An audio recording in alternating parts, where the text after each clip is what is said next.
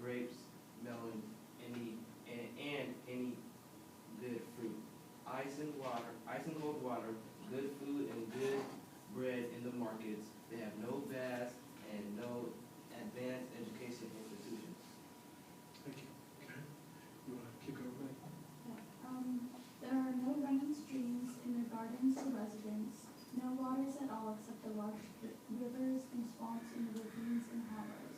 The residences have no pleasant and salubrious breezes, and in their construction there is no form or symmetry. Thank you.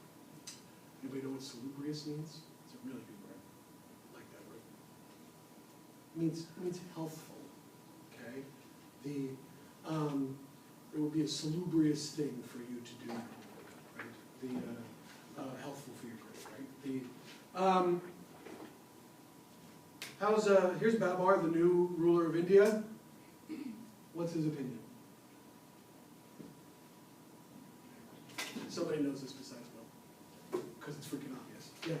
He doesn't like them. Well, why? What does he think's better? He thinks that they're inferior. Immediately, and he thinks them inferior in the most basic of ways. It's like the food sucks, they're stupid, it's like this place is ridiculous, right? I don't even know why I came here. They don't have any good dogs, they don't have good horses, there's no harmony or proportion in their art, right? He's pretty savage across the board. They're not generous, they don't have any polite learning, they lack intelligence, they don't look very attractive, they don't have good manners. It's pretty across the board, okay? And this is now the new ruler of India. Okay? That last short paragraph of that column there. Thanks, sir. Among the charms that India does possess, it is that it is a large country, but large quantities of gold and silver. Its air in the rainy season is very fine. Sometimes it rains 10 or 15 or even 20 times a day, and in such torrents that rivers flow where no water was previously. Where it rains, and throughout the rainy season, the air is remarkably fine, not to be surpassed for mildness and pleasantness. Its only fault is its great humidity, which spoils bows. Spoils bows. What's he talking about? Huh? Spoils the bows. Remember yesterday? On Monday? Will? The way most bows from that time were made is by laminating the material, so when large amounts of water seeps into the wood, it unadheres to glue and destroys them. Yeah. It's a composite bow, right? Remember we saw the video of him pounding the cow tendon into strings, right? And using glue and laminate, like they called it medieval fiberglass, right? So he says something nice, right? What's the one nice thing he says? Yeah. They have nice air. The air's nice, part of the year, okay? And then it goes back to sucking and everything else, right? And even then, he's like, well, it rains 15 or 20 times a day, but when it's not raining, the air is rather pleasant. So with this, you can use this to compare it to what we got there for Akbar that we'll look at later. But let me read this part here, and when I'm done, if somebody can pick it off with the last paragraph where it says when, right? In the middle of that column. It was the hot season when we came to Agra. By the way, what's in Agra? Does anybody know? I think it was in your last reading. Okay, we'll see a little video of it today. Okay, that's where the Mughals built the Taj Mahal. Okay, it was the hot season when we came to Agra. All the inhabitants had run away in terror. We can find neither grain for ourselves nor corn for our horses. The villages, out of hostility and hatred for us, had taken to thieving and highway robbery, and it was impossible to travel on the roads. We had not yet the opportunity to distribute the treasure and to assign men in strength to each district.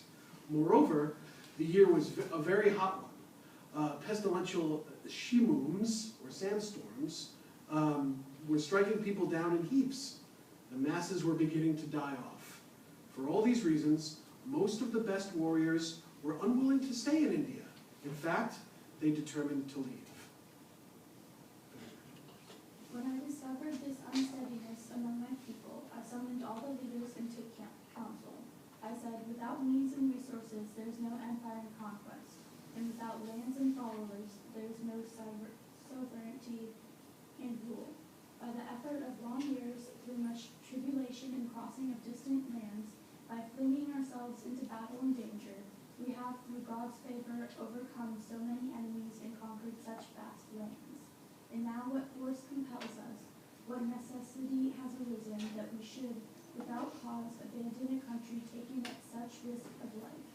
And if we return to Kabul, we would again be left in poverty and weakness. Henceforth, let no well-wisher of mine speak of such things. But let not those turn back from going who cannot bear the hardship and have determined to leave. With such words I reasoned with them and made them willy-nilly quit their fears.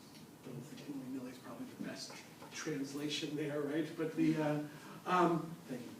What Manny just read, what's his final word, okay? Obviously, throughout the entire thing, India is a cesspool of misery, except for some pleasant breezes occasionally, okay? Right? That's the whole thing in a nutshell, right? But how does he end it? What did Manny just read? What is he saying to his people? Yeah, Cass. Stay here, Why? because it's large and they can get it easily. Something else. Go ahead. We fought and died for this place, and we're not just gonna abandon it. One more thing. Yes.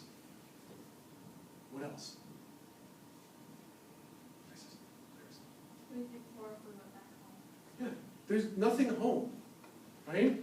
Which kind of does what to everything he's just said? We can't go back home because it's pathetic there. Justified. Well, everything he said about India, what is it? It kind of contradicts it all. It does, right? This is the beauty of primary sources, and it's the frustration of primary sources, right? You get, you know, they are very exciting, okay? But you get all the kind of language we use, right? You know, look at what happens to presidential candidates. They get caught instantaneously contradicting themselves. Why? It's a big part of how we talk. We're always contradicting ourselves, right? And you see this in the most direct primary sources, ones that are written by leaders who are saying something that is very, very much recorded in history, right? We know exactly what he's talking about. We talked about it yesterday. We're going to talk about his grandson in a minute, right? Here's the other thing. This thing we just read, right? Some of us are better at reading out loud than others, but there should be no shame. This I took out of my PSU textbook, right? It's no different than the handouts I'm giving you to write, right? Now, that hits us two ways, right? One, it hits us that, oh, that's why these assignments are impossible, right? So one, don't feel bad about yourself, keep trying, you'll get there. The other thing is, if you're reading this stuff, don't be afraid to take an advanced course immediately, right? And with that, because we did write about Akbar, did we not? We wrote C and D yesterday, right? Babar and Akbar? Right? Okay.